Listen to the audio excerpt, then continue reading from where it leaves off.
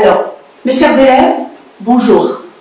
Madame Hassoun, PES de français, professeur d'enseignement secondaire de français à Alta School. Alors, nous terminons notre processus d'apprentissage. Donc, qu'est-ce que nous allons faire aujourd'hui? Nous allons faire des activités de langue. Alors, des activités de langue, bien sûr, relatives au discours exhortatif. Alors, un discours exhortatif, on a dit la dernière fois, qu'on pouvait l'appeler aussi un appel, qu'on pouvait l'appeler aussi un texte injonctif. Alors, les trois appellations conviennent parfaitement. Alors, aujourd'hui, nous allons essayer de voir cette histoire de appeler. Vous savez que la langue française, elle est riche. Elle est vraiment riche. Et un mot trouve son sens dans un contexte bien précis. Alors, par exemple, le verbe appeler. Regardez l'activité 1. Dans les énoncés ci-dessous, on va remplacer le verbe appeler ou l'expression faire appel par un autre verbe équivalent. Dans quelle phrase appeler a-t-il un sens performatif? Alors, première phrase. Il faut reconnaître que l'agence de presse est une excellente école. Elle apprend à rechercher l'information, à la vérifier. Cela s'appelle l'honnêteté dans la recherche et le traitement de l'information. Alors, cela s'appelle, nous avons s'appelle. Deuxième phrase, j'écoute, j'appelle, je n'entends que ma voix elle-même et je reste dans un silence intolérable. Il y a, j'écoute, j'appelle. Troisième phrase, en cette année qui marque le 40e anniversaire de l'UNESCO, j'appelle une nouvelle fois chacun et chacune des intellectuels du monde entier à renforcer les liens de solidarité. Quatrième phrase et dernière, ce fonctionnaire n'a pas démissionné. Il a été appelé à d'autres fonctions. Alors, la consigne était de remplacer dans chacune des phrases le verbe appeler ou l'expression faire appel par un synonyme, un mot équivalent. Alors, attention. Il peut être valable dans une phrase et pas dans l'autre. On le sait bien. Bien. Alors, je remonte. Voilà. Donc, il faut reconnaître que l'agence de presse est une ancienne école. Elle apprend à rechercher l'information, à la vérifier. Cela s'appelle l'honnêteté. On peut remplacer s'appelle par quel autre mot? Cela se nomme.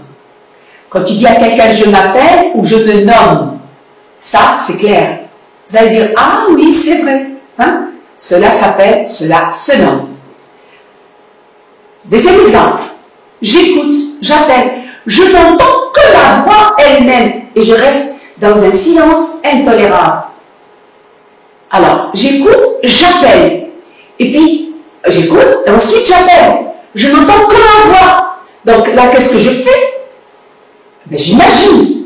Je suis en train de crier. Donc, je peux remplacer appeler dans le deuxième exemple par le verbe crier. J'écoute, je crie. Je n'entends que ma voix. En cette année qui marque le 40e anniversaire de l'UNESCO, j'appelle une nouvelle fois chacun et chacune des intellectuels du monde entier à renforcer les liens de solidarité. Là, on peut remplacer le mot ou le verbe appeler par « je demande une nouvelle fois à chacun et chacune des intellectuels ». Je demande ou j'exhorte une nouvelle fois chacun et chacune des intellectuels du monde entier à renforcer les liens de solidarité. Quatrième exemple, ce fonctionnaire n'a pas démissionné. Il a été appelé à d'autres fonctions. Et là, on ne peut pas dire il a été exhorté ou il a été crié. Non, c'est pour cela que tout à l'heure je vous ai dit, attention, un verbe ne peut pas se mettre dans n'importe quel contexte. Il obéit à un contexte bien défini et déterminé. Donc ici, ce fonctionnaire n'a pas démissionné, il a été, comment on va dire, désigné à d'autres fonctions, choisi à d'autres fonctions. Vous avez vu maintenant qu'un mot trouve son sens dans un contexte bien précis. Alors, la question que je vous pose maintenant, dans quelle phrase le verbe appeler a-t-il un sens performatif? La première, évidemment non. La deuxième, non plus. La troisième, oui, parce que j'ai remplacé appeler par demander, par exhorter, qui est un verbe performatif. La quatrième, non plus. Donc, qu'est-ce qu'on peut dire? Que le verbe appeler trouve son sens dans la troisième phrase. C'est-à-dire, pardon, excusez-moi, le verbe appeler a un sens performatif dans la troisième phrase. Bien, nous passons à la suite. Activité 2. Transformer les textes ci-après de manière à employer à chaque fois le verbe performatif qui convient. Regardez, la première phrase, il faut éviter le gaspillage des ressources non renouvelables et exploiter rationnellement celles de la terre. L'instituteur a ses élèves. Écrivez sur la ligne et ne dépassez pas la marge. Celui qui dépasse la marge transgresse aussi les lois. Troisième phrase, je ne dis pas à Émile, apprends l'agriculture. Il la sait. Je lui dis donc, cultive l'héritage de tes pères. Mais si tu perds cet héritage, ou si tu n'en as point, que faire? Apprends un métier. Ça, c'est un passage d'Émile Zola. Alors, nous allons essayer de changer tout ça et on va essayer d'introduire des verbes performatifs. Regardez, ça va vraiment changer. Hein? Donc, quand on dit il faut éviter le gaspillage, que fait l'auteur ici? Quelle est son intention? Puis, il conseille. Il recommande. Donc, on peut dire je vous conseille d'éviter le gaspillage des ressources non renouvelables et d'exploiter rationnellement celles de la terre. Deuxième phrase, l'instituteur a ses élèves. Alors là, l'instituteur a ses élèves. On va essayer de choisir un autre verbe. L'instituteur, par exemple ici, il ordonne. Donc, l'instituteur ordonne à ses élèves d'écrire sur la ligne et de ne pas dépasser la marge. Attention à cette histoire de ne pas dépasser. On reconduit le de et on met le verbe à l'infinitif. La marge. Celui qui transgresse la marge, qui dépasse la marge, transgresse aussi les lois. Je ne dis pas à Émile, apprends l'agriculture. Alors là, regardez ce que je vais faire. Je vais remplacer quelque chose par des verbes performatifs. Je vais dire, je ne conseille pas à l'Émile d'apprendre l'agriculture. Il la sait. Je l'exhorte de cultiver, plutôt pardon, je lui demande de cultiver l'héritage de ses pères. Mais si je dis je l'exhorte, je vais dire je l'exhorte à cultiver l'héritage de ses pères. Mais s'il perd cet héritage, ou s'il n'en a point, je lui demande d'apprendre un métier. Alors je reprends. Je ne conseille pas à l'Émile d'apprendre l'agriculture. Il la sait. Je l'exhorte à cultiver l'héritage de ses pères. Mais s'il perd cet héritage, ou s'il n'en a point, je lui demande d'apprendre un métier. Vous avez remarqué que dans le troisième passage, il y a eu beaucoup de changements. Faites très attention. Faites très attention. Très bien. J'allais dire faites très attention mes petits, mais à chaque fois, vous me rappelez en classe, madame, nous ne sommes pas des petits. Et je vous dis, vous êtes toujours mes petits. Activité 3. Dans les énoncés ci-après, l'expression grammaticale du but n'est pas apparente.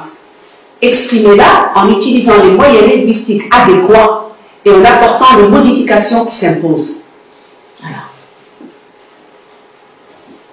si l'on désire que soit stoppée puis inversée la tendance actuelle à l'augmentation du nombre d'analphabètes, il faut que les responsables augmentent le volume global de l'aide consacrée à l'alphabétisation. Phrase 2. Si l'on veut tirer du développement la partie la plus bénéfique pour la santé, il est indispensable d'intégrer des activités sanitaires dans celles d'autres secteurs. Troisièmement, si nous souhaitons que l'accroissement de la population demeure dans les limites des biens disponibles, il est nécessaire que les nations se concertent et s'entraident. Alors, petit rappel sur le but. Donc, les expressions qui introduisent le but, on a les plus répandues et les plus utilisées et les plus employées sont pour que, afin que, afin de. Nous avons vu les autres dans la séance précédente. Nous avons vu qu'il y en avait d'autres et bien sûr, on va voir un petit peu les mots de liaison qui appartiennent à telle et telle phrase. Bien. La première phrase. Où est le but ici? C'est qu'elle soit stoppée puis inverser la tendance actuelle à l'augmentation du nombre d'analphabètes. Ça, c'est le but. Alors, qu'est-ce que je vais dire? Je vais commencer par l'autre proposition. Il faut que les responsables augmentent le volume global de l'aide consacrée à l'alphabétisation, pour que soit stoppée puis inversée la tendance actuelle à l'augmentation du nombre d'analphabètes. Pour que soit stoppée. Remarquez bien que j'ai mis subjonctif. L'expression du but demande toujours le subjonctif. La deuxième, c'est pareil. Il est indispensable d'intégrer les activités sanitaires dans celles d'autres secteurs afin de tirer du développement la partie la plus bénéfique pour la santé. Troisième phrase. Alors, il est nécessaire que les nations se concertent et s'entraident pour que l'accroissement de la population demeure dans les limites des biens disponibles. Alors, voilà, nous avons vu maintenant l'expression du but. On a changé tous ces énoncés et on a introduit des énoncés grammaticaux, c'est-à-dire qu'on a exprimé le but de manière grammaticale. Alors maintenant, on va faire une petite synthèse grammaticale. Alors écoutez-moi bien, pourquoi cette synthèse grammaticale? La synthèse grammaticale, vous savez très bien qu'une langue et les points de langue et les outils linguistiques ne peuvent pas être dissociés d'un texte. C'est ce qui fait la cohérence textuelle. C'est ce qui fait qu'on peut réinvestir tout ça dans un texte. Alors, regardez un joli texte. Défi à la force. Toi qui plies, toi qui pleures, toi qui meurs un jour comme ça, sans savoir pourquoi, toi qui luttes, qui veille pour le repos de l'autre, toi qui ne regardes plus avec le rire dans les yeux, toi mon frère, au visage de peur et d'angoisse, relève-toi et crie non. D'Édiope, coup de pilon et dit sans présence africaine. Alors je relis le texte. Défi à la force. Toi qui plies, toi qui pleures, toi qui meurs un jour, comme ça, sans savoir pourquoi, toi qui luttes, qui veille pour le repos de l'autre, toi qui ne regardes plus avec le rire dans les yeux, toi mon frère, au visage de peur et d'angoisse, relève-toi et crie non. Alors, la consigne. En vous basant sur le contenu du dernier vers, dites à quelle sorte de message correspond ce texte. Deuxième point, à qui s'adresse le poète? Dans quelle intention le fait-il? Troisième point, que constitue le premier terme des 6 premiers vers? Par quoi s'explique la reprise de ce mot? Alors, mes chers élèves, je vais vous laisser réfléchir à la maison. C'est un très joli texte. Et si vous arrivez à répondre à ces questions que nous allons élucider la séance prochaine, alors le discours exhortatif n'aura plus de mystère pour vous. Sur ce, je vous dis au revoir et à la prochaine séance. Restez à la maison, révisez bien, apprenez bien et restez chez vous. Au revoir. C'était Madame Hassan.